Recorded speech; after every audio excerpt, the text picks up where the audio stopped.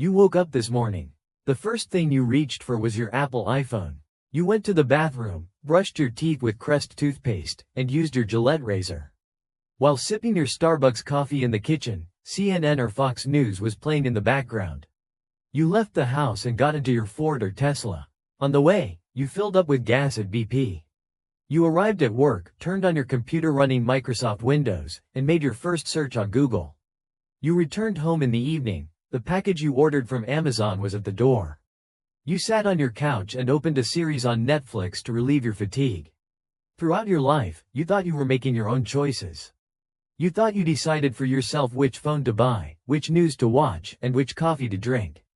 You were led to believe that you live in a free world, in that wonderful competitive environment of the free market. But what if I told you that all of this is a massive lie? What if I told you that everything in the world, from the coffee you drink to the car you drive, from the news sources you trust to the medicines you use, absolutely everything, is connected by invisible threads behind the curtain? This is not a conspiracy theory. This is not a baseless myth whispered on the internet. This is an order proven by numbers, official documents, and the brutal realities of Wall Street. This is the story of two financial leviathans whose names you may have never heard, whose faces you rarely see in the media, but who silently shape every second of your life: BlackRock and Vanguard. Together, they manage approximately $20 trillion. You might have difficulty making sense of this figure. Let's put it this way.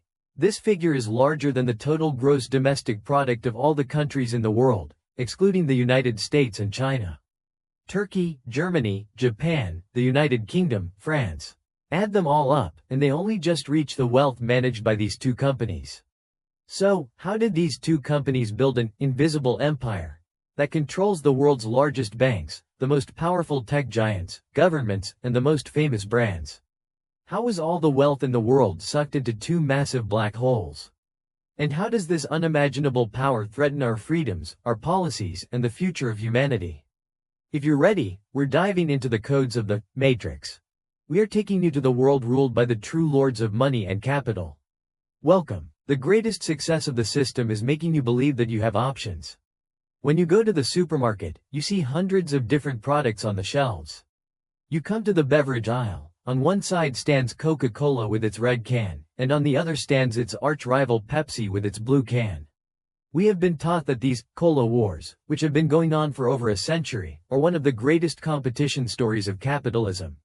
But let's take a look at the boring and secret world of financial data, at the shareholder lists of these companies. Surprise! The largest shareholders of both Coca-Cola and PepsiCo are the same names, BlackRock and Vanguard. These two giant companies, which you think are competing, actually serve the same masters. So, what does this mean? If the largest partners of companies that should be competing with each other are the same, can we talk about real competition? Are decisions really made according to your interests as a consumer, or according to the profit margins of these massive funds? Don't think this is limited only to the beverage industry. You're going to buy a plane ticket, American Airlines, Delta, or United Airlines. It doesn't matter. Who do you think are their largest shareholders? BlackRock and Vanguard. You're going to watch the news.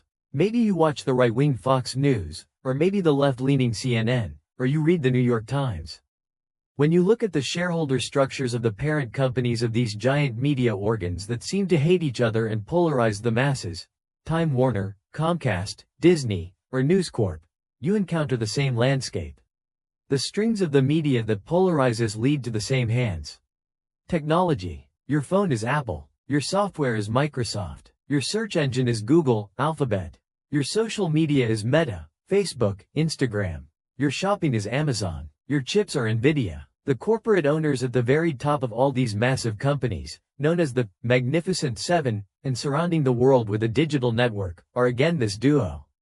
From the defense industry to pharmaceutical companies, Pfizer, Johnson & Johnson, from the seed-producing agricultural giants, Monsanto, Bayer, to the giant banks that finance the world, J.P. Morgan Chase, Bank of America. Even in Saudi Arabia's oil giant Aramco, they sit at the table right after the Saudi government. They are no longer just investors. They are the owners of everything.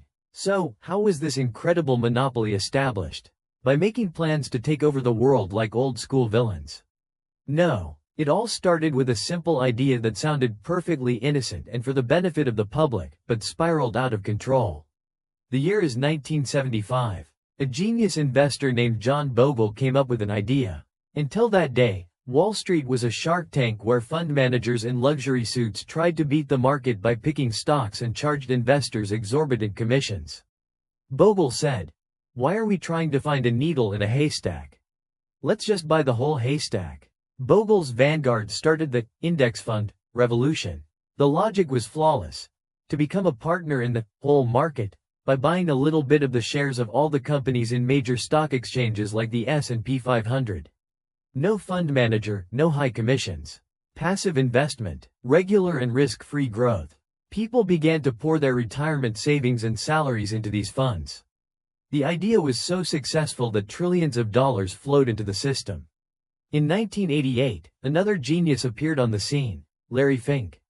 With the BlackRock firm he initially founded focusing on risk management, he saw the future of passive investment and exchange-traded funds, ETFs, before anyone else. Over time, people stopped buying company shares directly. Instead, they bought the funds of BlackRock and Vanguard. These funds, in turn, went and collected the shares of all the companies in the world with the investors' money. On paper, the companies belonged to millions of ordinary retirees, teachers, and firefighters. But the voting rights of those millions of people, the control of that massive power, was concentrated in the hands of only a few people, the executives of BlackRock and Vanguard. The capital belonged to the people, but the power belonged to the lords. Is the only secret behind BlackRock being so powerful the sheer size of the money it owns?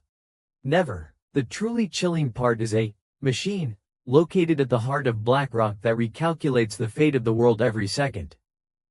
Its name is Aladdin. Asset, liability, debt and derivative investment network. Aladdin is not ordinary software. It is the central nervous system of the global financial system. It is a massive artificial intelligence and risk management network that processes billions of data points every day, analyzing all events in the world from stocks to bonds, from climate crises to geopolitical wars, in seconds. Hold on tight. Today, approximately $21 trillion of the world's wealth, which means nearly 10% of all managed assets in the world, is under the direct control and guidance of the Aladdin artificial intelligence.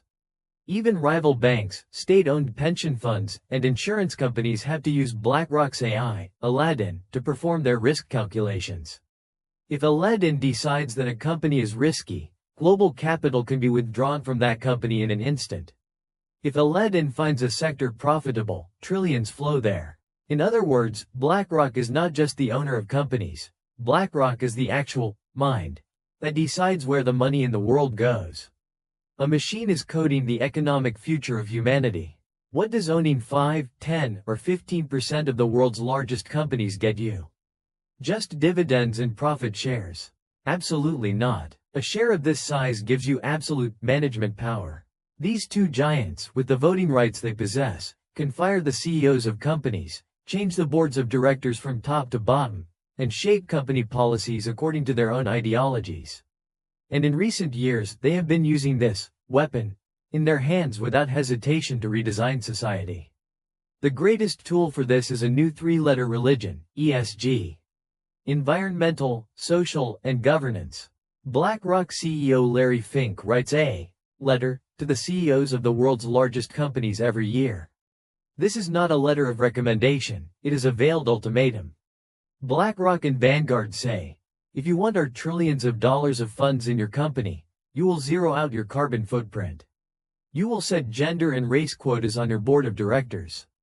You will take the right side that we determine in social and political issues.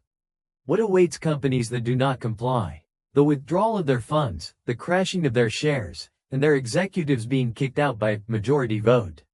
According to supporters, this power is being used to make the world a greener, climate-friendly, and more egalitarian place. Capitalism is being tamed. However, critics and libertarians see a very dark picture here. A handful of elite Wall Street fund managers, whom no citizen has elected and who cannot be held accountable, dictate the lifestyle, energy policies, and moral values of societies through corporations. Today, this is called woke capitalism. What governments cannot do with laws, these giants do with the power of money and a single vote. Democracy is gradually being replaced by phenocracy, the rule of funds. If you have such a power that reaches every corner of the world, politicians do not hold you accountable. On the contrary, they become your employees. There is a term in English called the revolving door. Former senior executives of these giant funds are constantly appointed to key positions in the treasury departments, central banks, and economic management of countries. When their government duties end, they return to the boards of directors of these companies with salaries of millions of dollars. The line between politics and finance has now been erased. When the 2008 global financial crisis broke out, who do you think the U.S. Federal Reserve, Fed, hired to save the collapsing economy and clean up toxic assets? Yes, BlackRock. When the COVID-19 pandemic locked down the world in 2020 and markets crashed, to whom did the Fed give the contract to pump money into the economy by purchasing the bonds of companies? No surprise, BlackRock. They were even the institution advising the Ukrainian government to head the funds created for the restructuring of the post-war Ukrainian economy. In war, in peace, in crisis, or in pandemic. As states weaken, these funds grow even stronger by assuming the role of the savior angel. They are becoming the actual owners of the world's assets, especially the real estate crisis that has broken out in America in recent years. Behind the fact that it is now impossible for ordinary people to buy a house lies the strategy of similar giant corporate investors buying thousands of single-family homes with cash and turning the market into a society of renters. The famous dystopian slogan of the World Economic Forum is coming true. You will own nothing and be happy, because they will own everything. The most frightening question that this whole story brings us to is this: what if this system stumbles? What if this massive structure of $20 trillion creates a systemic risk? What if all the eggs are in only two baskets, and one of these baskets is shaken by a cyber attack, an artificial intelligence error, or a massive financial crisis? The answer is simple. Not only Wall Street, but the entire world economy, all of our pensions, companies, and banks would be sucked into a black hole in seconds. We would experience the greatest collapse the history of the world has ever seen. Some faint voices are rising to limit the power of these giants. Politicians are discussing breaking up this massive network with transfer of voting rights or anti-monopoly laws. But when you have $20 trillion and you have penetrated every sector in the world, which lawmaker can stand against you? Gazing at the political leaders we see, the parties we vote for, the heated debates we watch. Perhaps they are all just part of a puppet theater set up by the real masters to distract us. The lords of capital behind the curtain are neither right-wing nor left-wing. They are neither environmentalists nor conservatives. They have only one religion, only one ideology: control and growth. The invisible empire of BlackRock and Vanguard is rooted in every corner of our lives. Next time you buy a new phone, choose between two brands at the supermarket, or read news about a global decision that will change the world, remember those invisible hands. They are making decisions on your behalf, on our behalf, on behalf of all humanity. They hold the lifeblood of the economy in their hands, determining which ideas will live and which will die. The real question is this: how will they use this massive power in the future? And at the end of this absolute control, will there be any room left for free human will? This is a question that not only economists but all of us must wake up and ask. Because inside this network, whether we realize it or not, we have turned into the batteries of the Matrix, and we are all living it.